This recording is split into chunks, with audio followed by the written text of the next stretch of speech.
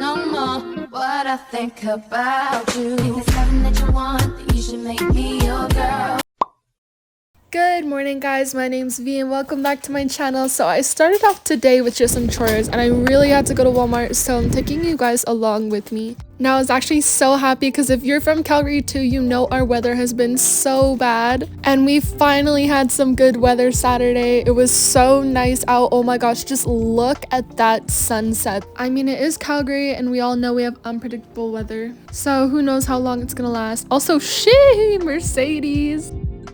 But yeah, I just went to Walmart to get some household necessities and some things I was needing. Once that bag was secured, it was a really nice drive home.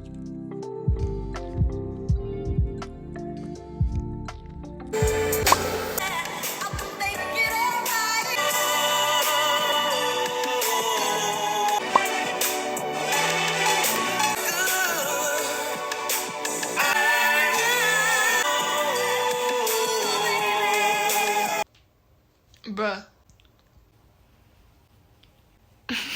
Something I like to do before bed is moisturizing. I love this Bath & Body Works one. It smells so good. It makes me feel so refreshed.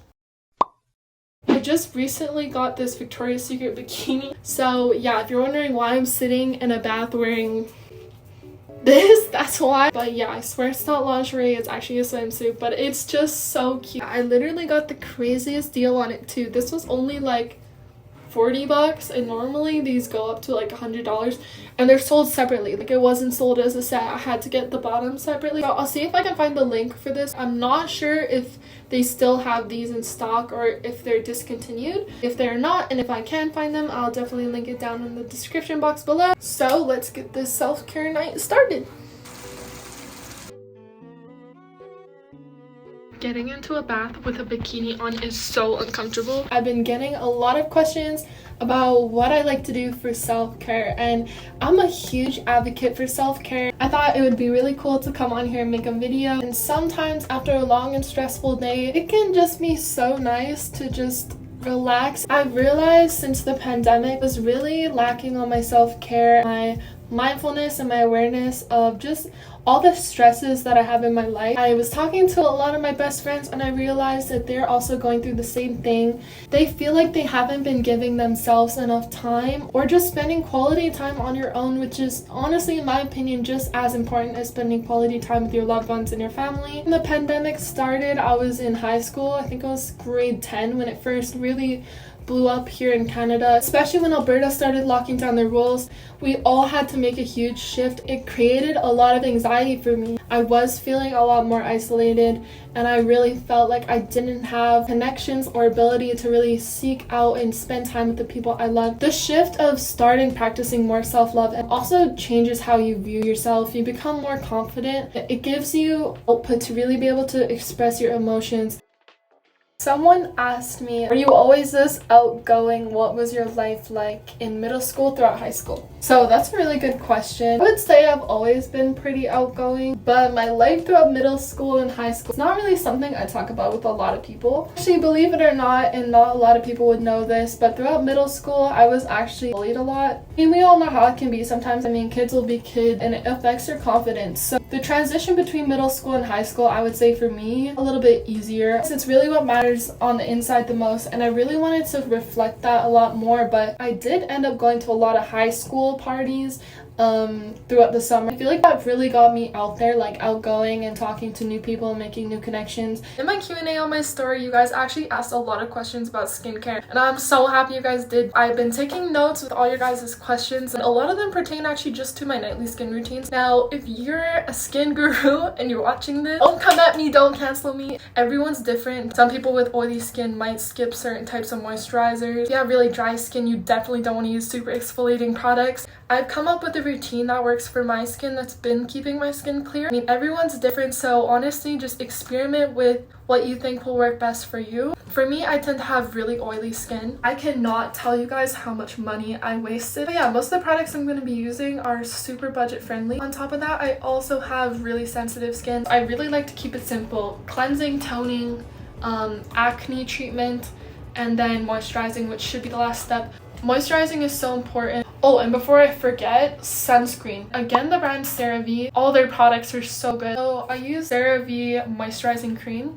So I'll just use a little bit of, also brand new, that I got when I went to Walmart. You know, your girl had to be prepared. But yeah, CeraVe, like I said, is just a really good brand. Yeah, I'm just gonna take about that much, focusing on the areas that are super dry. Oh my gosh, like I said, bro, my skin. But yeah, pretty simple. That's my skincare routine, and it's been working really well for me. Let's go drink some water and let's get ready for bed while we answer the rest of the questions. So as well as asking you guys questions on my story, I also said or put in a comment something that you do that helps you with your self-care routine. And someone commented, disciplining myself to take a cold shower every morning. I literally applaud you. Making that part of your routine is super good for you. And I wrote down a few reasons why. One of the good reasons is increased stimulus to the brain. And this kind of cold stimulus from just jumping into a cold shower, it increases your alertness and your energy. The reason why it gives you such an alertness, that shock to your nervous system increases your heart rate. It releases dopamine, it reduces inflammation. You end up just having a better mood throughout the day. So one of my good friends asked, how do I deal better with my negative self-talk?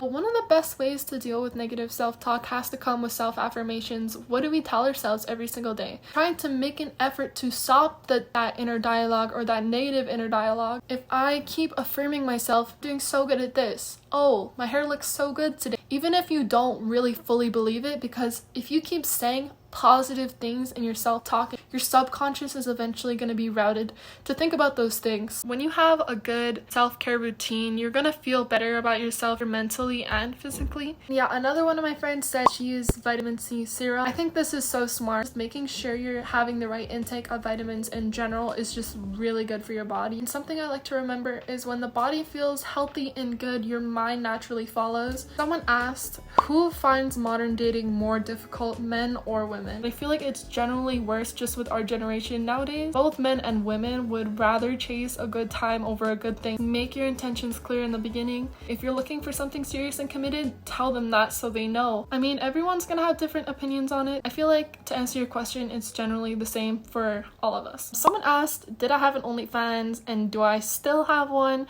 and why I started that. No one's gonna believe this, but I did originally start it as a prank. I wasn't really doing it to make a bunch of money. When a lot of my friends ask, hey V, how much money are you making off of this?